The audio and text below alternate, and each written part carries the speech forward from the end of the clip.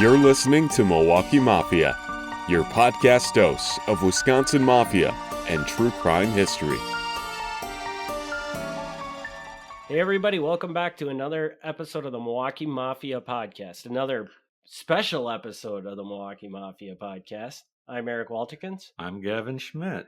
And Gavin, go ahead and take her right away. Yeah, this is part 3 of our special 4-part series with Alberto Vallejo, who was a member of the Latin Kings organization in Milwaukee and rose up to be one of the leaders there. Hello, Alberto. Hey, how you guys doing? Pretty good. So, yeah, last time we left off, tried to end it with where you had just become like the cacique of the group, I believe. Right, correct. Okay. I'm actually going to go back just a moment because we had talked about, and this was, I'm sorry, Eric, this was the emotional part of the episode. We had talked about your friend Black Cat. Right. Now, I don't know if you know about this, but the reports say that after that incident, when the police were investigating it, there was an incident where the police went to one of the King houses and they sort of got jumped on by the people in the house. Do you know about that? Right. So, I mean, of course, that's the picture that's painted, right? But so I kind of mentioned that once that happened, right? We went back to kind of where we were partying at. I don't know exactly how the police found out that we were partying there. I don't know if it was they followed somebody back because we were only like a couple blocks away from where Black Cat was killed at. And needless to say, they came to the door, and everybody in the house is emotional. Like, we just lost one of our friends, and so they kind of kicked it. They forced herself in the house. They kicked the door in, quote unquote probable cause. And Sure. So they come in, and they were kind of just, obviously, listen, if I'm calling balls and strikes here, like obviously they don't know who's got a gun, who doesn't have a gun. Like there's just a shooting down the block. So, I mean, to their credit, maybe they're coming in and they're focused on that. But I mean, there's like my kid's mom was there. She was pregnant. There's like girls in the house. So it's not like it was just a bunch of guys in there and in gangbanger clothes and, bunch of tattoos. Like it was a party, but there was a bunch of people there. So they came in and they were just throwing people around. I was in the opposite room actually when the scuffle happened. But from my understanding, they grabbed, it's actually my friend, I don't know how much he is my friend anymore, but they grabbed his girlfriend and manhandled her a little bit. I don't know if she was uncooperative or not. And he stepped up and got into a tussle with him. And it's funny because he's one of the picture he's actually still wanted to this day from our indictment. But the picture they have of him, he's got like bruises and marks all over his face. So I don't know how much it was us diving on them or them diving on us, but so that's kind of how a couple guys got thrown around a little bit. It wasn't nothing major, just imagine if it was something serious. I'm sure they would have pulled their firearms out or something. But so it wasn't. It was like Okay. it wasn't nothing crazy. But Okay. yeah, well, the so reason that- I that's asked, kinda how I that- mean, the reason that one made the news, and most of this, as you know, does not make the news. The officer alleged that somebody tried to steal his gun from his holster, and I don't know if there's any truth to that, but Sure. that's what the cop said. Yeah. Well, I guess the question is, do you think that person would still be alive? I mean, Sure. if we're being honest about a situation like that, I mean, just think about, the day and age we're in now. If somebody's trying to take an officer's gun, it's probably not going to end well. But definitely, listen, I mean, I know the guy personally. Like I knew him, for years. And, this was actually like, if you could classify Latin Kings, he was one of the smarter ones. So I highly doubt that was the case. I mean, Okay. it was more about the justification for why he was so beat up. It's probably what the report had to say, because he was beat up. The picture they have of him, he was worse than that. But so I mean, in my opinion, that's what I seen. Situations Right. like that, it's kind of like it turns into a free for all. But rarely. No, are I get it. guys that dumb. I just wanted to hear your side of that because obviously the side that gets the news is always the police side. So The person that was attacked that allegedly possibly tried to take the cop's gun, would he have had his own gun on him? Well, he didn't at that. There was that we had one gun in the house actually that they found, which was the gun that Joey used to shoot back at the guy that killed Black Cat. So Okay. that was the only gun they found. That gun. It was a Okay. 380. I just asked that question because obviously if he would have had a gun on him, it wouldn't have made very much sense for him to go after a cop's gun. It would have been a lot Right. easier just to pull his Right. gun. Yeah. Right, for sure. Yeah, and like I said, the stereotypical perception of going into a Latin King household, it sounds like this crazy. They make it sound like this crazy thing to put in your head, like it was everybody sitting there with guns in their laps and they're waiting for an ambush. Like no, it's like it was a party. Like it was a party with girls and guys, and like I said, it was guys drinking and smoking weed, and the atmosphere wasn't what it was painted out to be. So Sure. it's not always what it seems. So now I have to ask about an incident that this is the one-sided version, but it doesn't sound good. There was a king who was suspected of being an informant, and he was allegedly shot, stabbed, choked to death. Eventually, his body was partially dissolved in bleach before he was dumped in an alley. Do you know what I'm referring to there? I think I got an idea of it. If it's a correct story, it's funny because the guy we were just talking about that scuffle with the cops, he was actually on that case. His name was Armando Berrigan. He's still on the run, so I don't care about mentioning his name. So and I mean, listen, the guy was my friend, so I don't like to talk bad about him, per se, because, but long story short, anyways, to get back to that, yeah. So the guy wasn't an informant at all. And the guy's name was Liar Louie. He was a good guy. His name fit the person to a T. I mean, this guy he was a liar, 100%, man. He would lie about the dumbest things, but he was a good guy. It wasn't like he was a POS. You know what I'm saying? He was an alright dude. You know what I mean? So basically, what happened that night? Monty's cousin was there. Monty's cousin was not a king. He was affiliated. Like I said, Monty's whole family were kings. So it's kind of like, because he was a cousin, he wasn't actually officially a king, but he was affiliated. So it was, those kind of guys are like untouchable. You're a part of the family. So you might not necessarily be a made member, but you're still affiliated. Well, what happened was he got into an argument with Liar Louie, and Liar Louie was a king at one time, but he wasn't on count at that time, right? And it might be hard to grab that concept, but basically what it is there's kings that end up being like roamers, right? Where they were once a part of a chapter and maybe their chapter got shut down, or they went to prison and got out and none of their guys were around no more. So they're kind of like free agents and they never really latch on to a chapter, but they still hang around Latin kings and they still get shown love because at one time they were officially a Latin king. Now, at some point, they get pressed to join a chapter or stop throwing up the crown, right? But that happens down the line. Well, anyways, at this time, Liar Louie wasn't necessarily a part of any chapter. He got into an argument with the dude Mondo. They were both drinking, and Mondo shot him in the leg. So, but it was an accident, right? They're talking crazy to each other, and Mondo ends up this. Now remember, there's a difference between Mondo and Mondi. Okay, Mondi's the younger one. Mondo was the older one. Mondi's the one that's still on the run right now. And so Mondo shoots him in the leg, right? So when that happened, now Mondo, he panics because he thinks, okay, one, this guy, his family, the Liar Louie, he's got family that's Latin kings too. Okay, this dude's gonna retaliate. So his immediate go-to was, yo, we can't let this guy live. The rest of the guys in the house, because there was other kings there, they're drunk. One of them's passed out. The other two are kind of like, they don't want to be involved. They're not helping, but they don't want to be involved one way or the other. And Mondi, the younger one, is actually caught between a rock and a hard place because that's his cousin. So he's like, what should he do? The guy Mondo is basically like telling everybody, yo, nobody can leave until we handle the situation.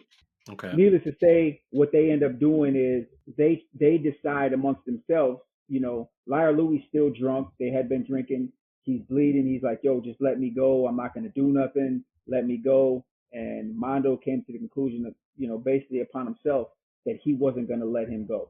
So him and another guy who wasn't a king, a guy named Isaiah, they grab him and they bring him to the bathroom, and the guy Isaiah starts choking him and literally chokes him to death. They got him in the bathtub, and when they got him in the bathtub, they basically try to bleach him and get like all the evidence off of him.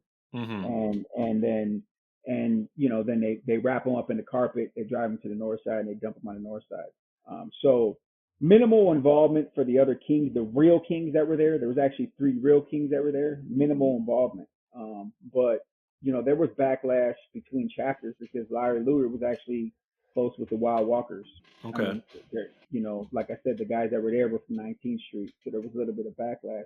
It's crazy that you bring this story up though, because I was actually thinking about it earlier. The guy Mondi, right? He's on the run right now, and there's a lot of like I don't want to say controversy, but somewhat controversy, surrounding like just how the way the Latin Kings, I guess, fomented in what they are today. And there's a lot of like favoritism when it comes to people who cooperate and people who don't. And everybody puts this guy Mondi on the pedestal. But before he went on the run in 2005 for our indictment, he actually cooperated on this case, the very case we're talking about. Okay. And he was like one of my best friends. He pulled me to the side and he said, "Listen, man, I'm not going to prison for that." And because he was like my family, spoiler alert, he's actually the cousin to my kid's mother. So, okay. I mean, this guy's like family. And I told him, I said, "Well, listen, man, nobody's going to move on you. At this time, like I'm reputed, like in the street, like, there's really not a lot of people that are going to try to like go to war with us." So, I just told him like, "Listen, like, I don't necessarily agree with what you're talking about doing, but I'm not going to, you're my blood. You're like my blood. You're my family, not necessarily, not literally Sure. my blood, but, so it's just, I think there's a little bit of irony. It's crazy to me that you brought this story up, and I was just thinking about it earlier, how there's so much hypocrisy in how people treat different quote unquote cooperators. But I mean, that's just my personal opinion. Sure. All right. I'm going to take a slight detour before any more of these dark stories. Okay. So I don't know exactly what the time frame is for when you're kind of in the leadership role, but can you kind of explain what that's like then having to interact with other chapters or the regional authority when you're somebody important? Right. Okay. So I was a Kasinka for a while. And during this time, so we had a lot of younger members.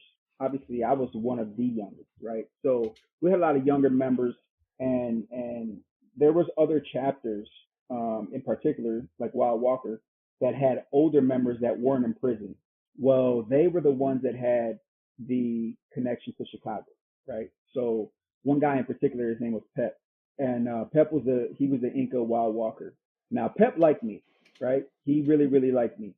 And I mean, a lot of people liked me. A lot of people hated me, but a lot of people liked me. So me and Pep, we had a good relationship. And his Kasinka was Juanito. And I think I mentioned to you when I was Wild Walker, Juanito was actually one of the guys that I was okay with. So anyways, Pep's plan for Milwaukee was to do exactly what happened in '98 and bring all the chapters to one instead of leaving the chapters individually. He wanted to bring all the chapters together and just call us the Milwaukee Latin Kings. And he wanted that because he was the Inca who was talking to Chicago, and he wanted that power. He wanted to remain in that position. So because he was so thirsty to do that, so driven on doing that, he tried to come to me and say, "Hey, listen, I'll make you my Kasinka.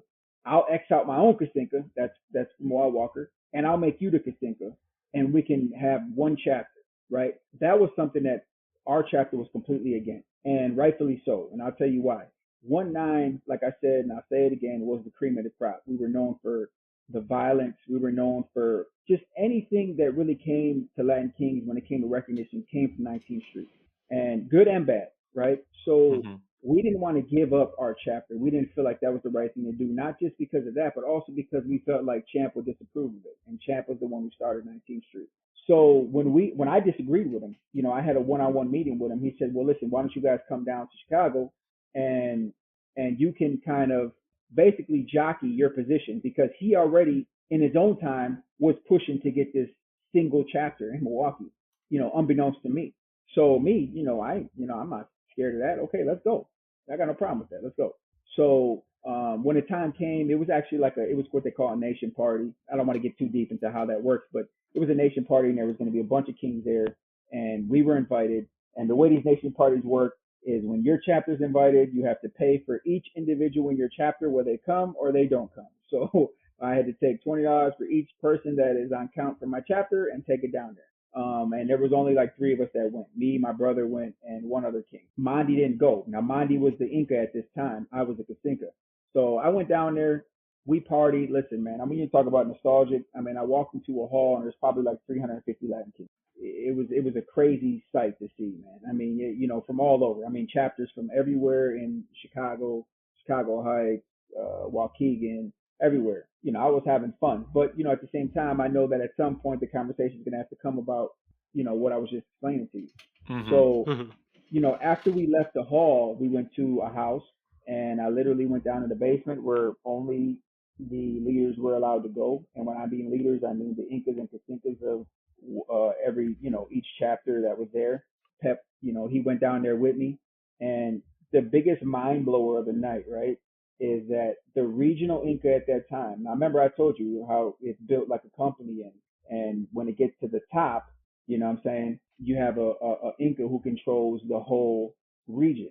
Well, the regional Inca at this time was a pure white dude. I'm talking about. Okay.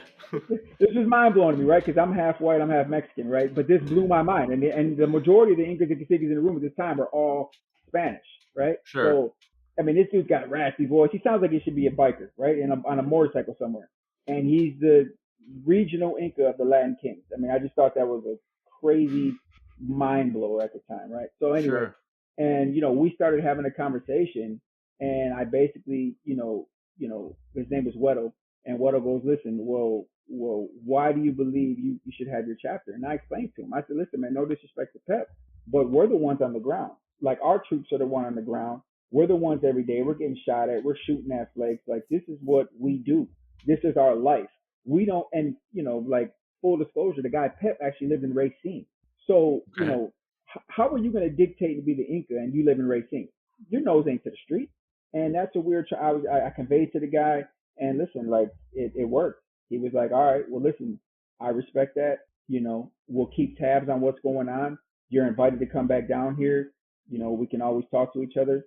Now, shortly after that, the guy Weddle ended up getting what they call a SOS, a shoot on sight, because he was actually embezzling money from the nation and taking due money and spending it on himself. But that's neither here nor there. But that was the, he ended up losing that position. So that's kind of how it goes, man. Like, you definitely have different responsibilities than the average soldier, right? I not just me, but like my brother and the guys that I was close with, we made it a point that when we got those positions, whatever it was, that we wanted to be not necessarily equals to the soldiers, but we didn't want them to feel like we were pushing our authority on them, because we hated that. We hated that as futures. We hated that as young kings, as younger kings. I mean, obviously I was still young, but being that, I was one of the longer term kings, being that I hated when Jay would give me a violation every weekend because I wasn't in school, knowing I couldn't go to school. That's like a power hungry move, just to insert your authority.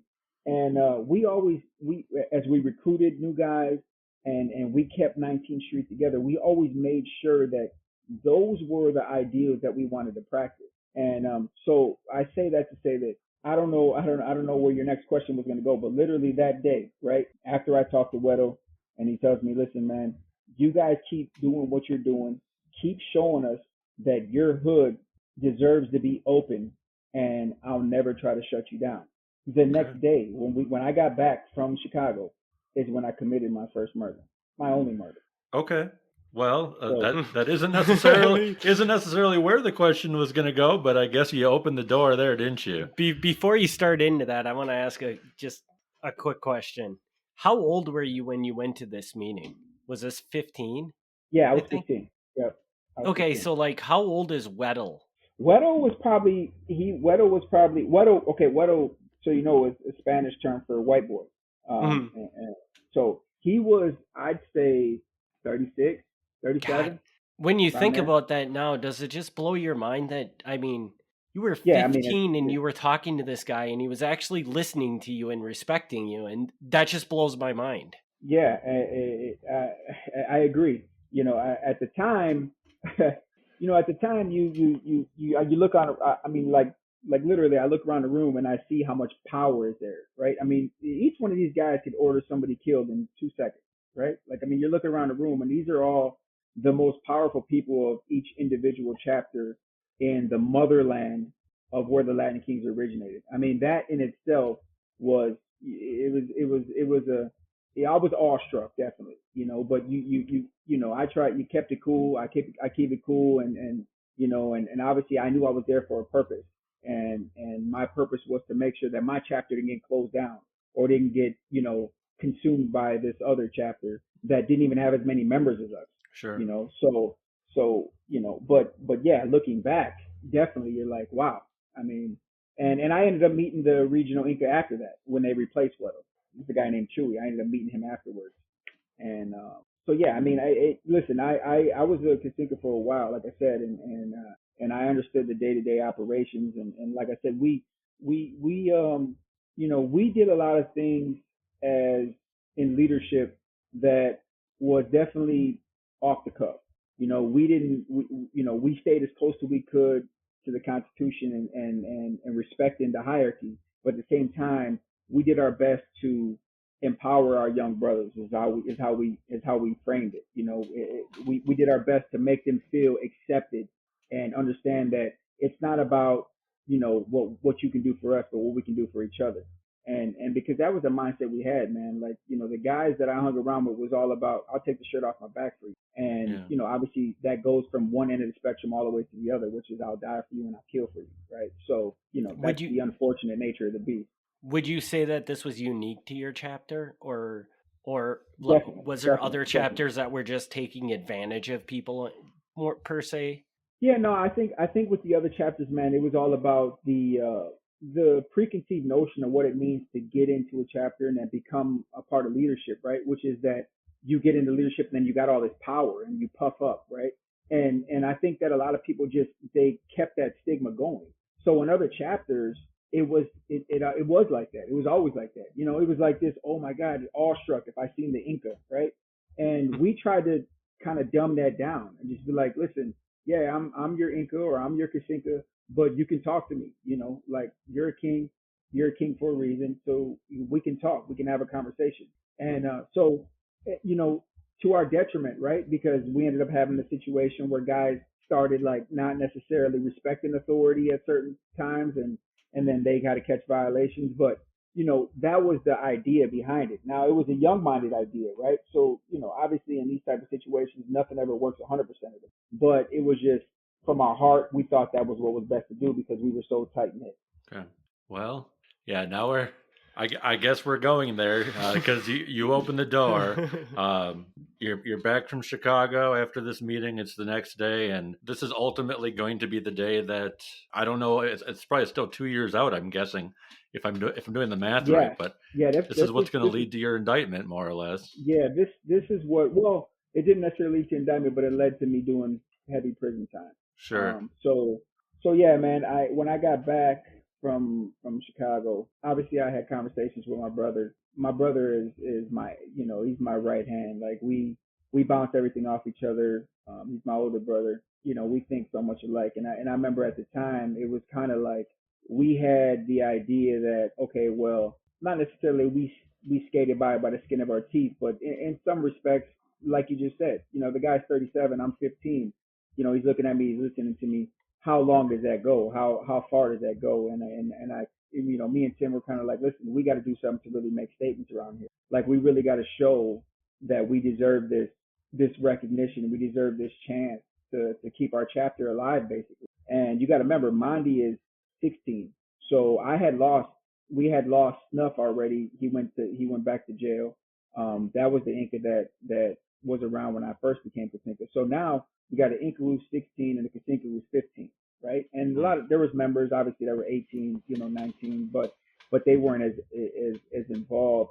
And so the idea was that, okay, we have to really make a statement. And so there was a wild walker named Two Bit that he had a reputation. He was like he'd steal cars and he'd chop them up and that kind of thing. But he also stole cars and he would do drive-bys or whatever. He would come and get whoever and do drive-bys or look for flakes and not necessarily drive-bys, but shoot at guys. And it just so happened that day he came over.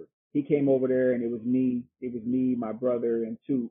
And he's like, "Yo, you guys want to go? Like, you want to go? You want to go flake hunting? Basically, you got to remember, right now, in the old times, quote unquote, a Kasinka would never be in the street like that, right? A Kasinka would never have to go get his hands dirty, so to speak. Once you made it to that point, it's kind of like you earn that title, and you kind of just now it's time for the newer guys to put in their work.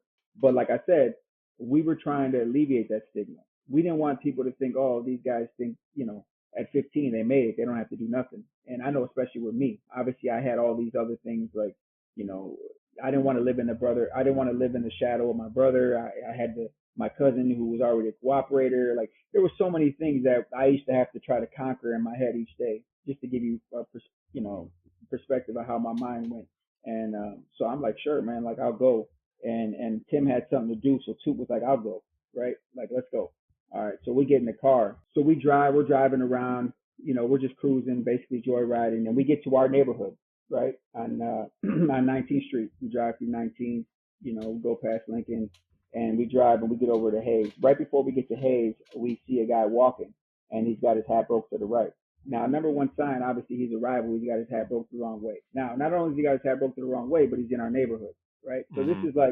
this is like the double sin. So immediately, like something has to happen. Now, I had a gun on me. I had a 9mm on me. Now, so when it happened, we're driving north, right? We're driving away from him. I take that back. We're driving south. We're driving away from him. So Tubit's like, yo, I'm going to turn around right here and I'm going to park. So I'm like, okay. So he turns around, he parks. Now the guy's walking right towards us on the same side of the street. Now before I finish the story, right, or before I get into the story, Sure. I just want to preface this, and I want to say, listen, man, by no means am I glorifying this incident. By no means am I glorifying this lifestyle. All right, that lifestyle was not a victimless lifestyle, and a lot of people were hurt, and I'm really, really, really regretful for a lot of things that I've done, and obviously remorseful for a lot of people that I hurt. Not just rivals, but also my own family from the decisions I made. So that being said, I just want everybody to know, like, listen, man, like this story and my story, like I said, it's meant genuine to hit wherever it can hit, as far as if it gives you clarity, if it gives you perspective, if it gives you some inspiration, and even if it gives you closure, whatever it is, I mean it genuinely. And I don't want to be put on a pedestal by guys in the street, and I don't want to be crucified by people that don't understand the lifestyle. I just want to tell a story, and I hope that it comes off as such. With that said, so I seen the guy. He's got his hat broke to the right. Now, I mentioned to you last episode we had been literally shooting at so many people that, like I said, man, people would not even represent their gang anymore. They literally won't represent the gang anymore. Now, when I seen the guy, I knew, I seen him.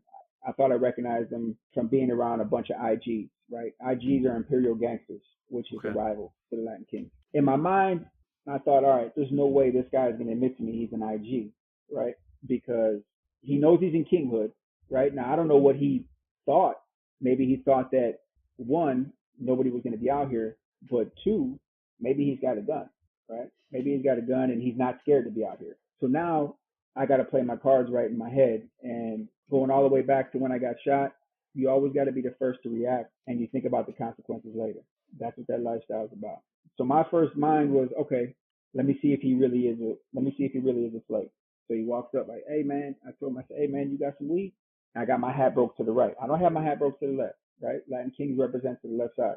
I got my hat broke to the right. I'm like, hey folks, you got some weed? Folks is a term that they use amongst each other. He looks at me, he's like, yeah, folks, I know where to get some weed at. I said, okay. So I get out the car now. And yo, he's like, yeah, we can go right over here to get some weed. I said, okay. I said, are you real folks? Like you a real gangster? He goes, yeah, I'm a real gangster. And he kind of throws up his gang sign at me, right? And I told him, I said, you know what hood you in? And he goes, yeah, I know what hood I'm in. I told him, I said, you know it's King Hood, right? And he goes, yeah, he goes, yeah, I know this is Latin King Hood. But I'm King Killer. And when he said Mm. that, that right there is the ultimate. That's it, right? Like if somebody says that to you and you don't do nothing, you might as well be a rival to the Latin King because it's basically disrespecting everything about your livelihood. So at that moment, now it's like there's no going back. I pulled the gun out and I shot, and it wasn't like anything I ever thought it would be. Right? Like when I shot, it wasn't like the movies where he just falls down or blood splatters. It wasn't like that. He just kind of looked at me like shocked, and so I shot a couple times, and then when he fell, I jumped in the car and I took off. And I remember thinking like, all right, I've shot at people before, and I'm pretty sure I hit people before, but never this close. I've never been that close to somebody and shot him. And I felt like, all right, this was, obviously this is a sick mindset at the time, but I'm like, this is justified. Like this is what Mm. happened. This is the lifestyle that I chose. And that's where I left it. And that's where I left everything. I never thought, oh man, how do I get away with this? I never thought, man, are these guys going to tell on me? I never thought any of that. I Mm. just moved forward. Obviously, at a point in my life, it came back. So, that was the incident that changed my life 100%. Sure. So, that was the bombshell. All right. Yeah. So I guess I mean there's so many stories, but let's just kind of bring this to the end of this episode, where the indictment does come down. It's this massive indictment. There's like I believe it's 49 guys. Is that right? Yes. Okay, 49 guys. What's going on that day? Are like the feds just like swarming the neighborhood, or what's up with how's it go down? Yeah, just to reiterate what you said, I mean, so many more stories. I Yeah. mean, countless stories that are similar to that. Obviously, that was the only one where I was the actual shooter in a situation where somebody died, but so many more that I was around or I knew about, and obviously that'll be opened up a little bit more at some time in the future. Mm-hmm. But with regard to the indictment, yeah. So I mean, it was called Operation Royal Flush, and so it was October 12th, 2005, and I mean, I remember it like it was yesterday. I was with Mondi the day before, and we were actually bowling. We used to go bowling every Tuesday, and I dropped him off. I said, all right, brother, I'll talk to you tomorrow. At this time, I remember it was the summer. I mean, it was the fall of 2005, and there was a lot of kings that were locked up, for different stuff, state cases here, state cases. I mean, they were doing everything they can to keep kings locked up, Mm-hmm. and there was only a few kings left out. And I went to my kid's mom's house. I had just had my second son, and I went over there and I stayed the night. And about 5 in the morning, I got woke up to flashlights with guns on them, kicking in doors, screaming, "Get on the ground! Get on the ground!" I was butt naked. I never forget that.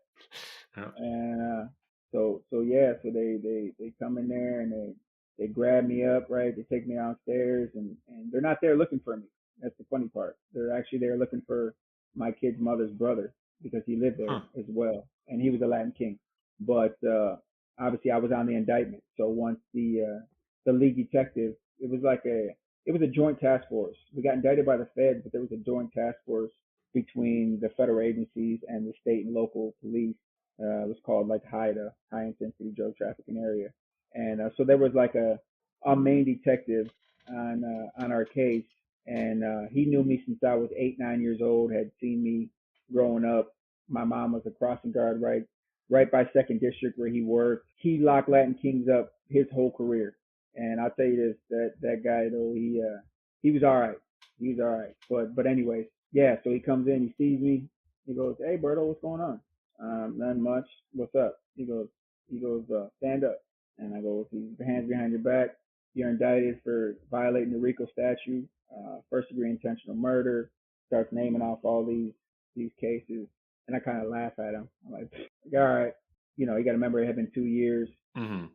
since the murder, and it had really been almost 2 years since my quote unquote shooting spree, because I had actually went to Wales, Ethan Allen School for Boys, for basically a total of 2 years for a shooting I did when I was 13. I got locked up right before I turned 16. After all the stuff happened in Chicago, obviously after the murder, I had got locked up, and I went and I did some time over there.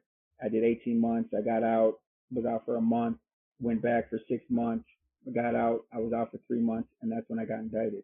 So yeah, and that for that case, I shot a Mexican posse gang member in the neck, and I did 2 years for that.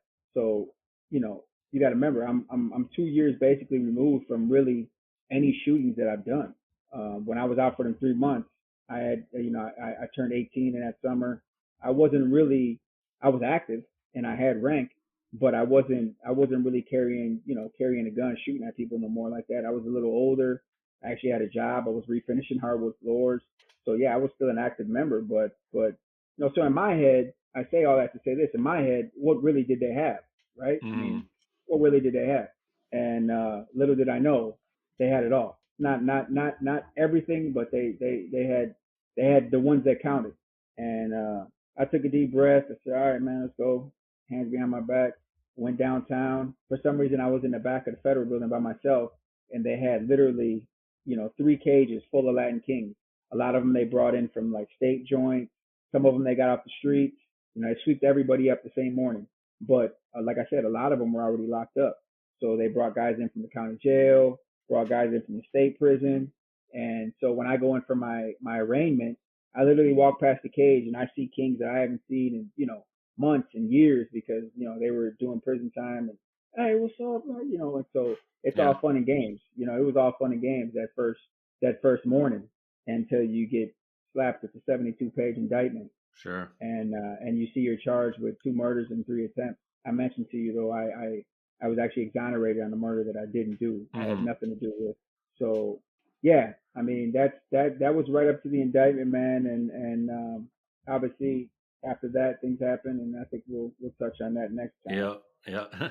I gotta say, it's so hard. I don't want to be the guy to cut you off and wrap this up, because everything you say is just it's such good material, but we have time limits, so those stories are going to have to wait for another day. Someone down the line will have to get them from some other source. So, Berto, again, thank you so much for your honesty, your openness. I know you've had a long time to reflect on this, but I mean, it can't be easy, and we appreciate it. No, for sure. And just like I said, reiterate, man. I just hope that the stories and the ideology behind this, it rubs people the right way, in a sense of just trying to get some understanding. Yeah. So that's my goal. And I think you've done a very good job with that. So I appreciate it. All right. Well, Berto, thanks again. This is the end of part 3. There's one part left, so we're going to come back and do one more segment with Berto. Eric, I'll just do the wrap up this time. How about that? You want to screw this all up? Go for it. Yeah, all right. So if you want to get in contact with us, you can go to MilwaukeeMafia.com. You can email me, MilwaukeeMafia@gmail.com. You can find me on Facebook. You can find me all sorts of places. I'm very easy to track down. So you can reach Eric through me, and you can reach Berto through me if you'd like. So yeah, we'll be back in 2 weeks with part 4 of the series. So thank you, everybody. And as usual, if you enjoy this podcast, please leave a review on your favorite podcast player. And we will see you in 2 weeks. Right, thanks. Thanks for tuning in to the Milwaukee Mafia podcast. Join us next time for another look back at Wisconsin Mafia and true crime history.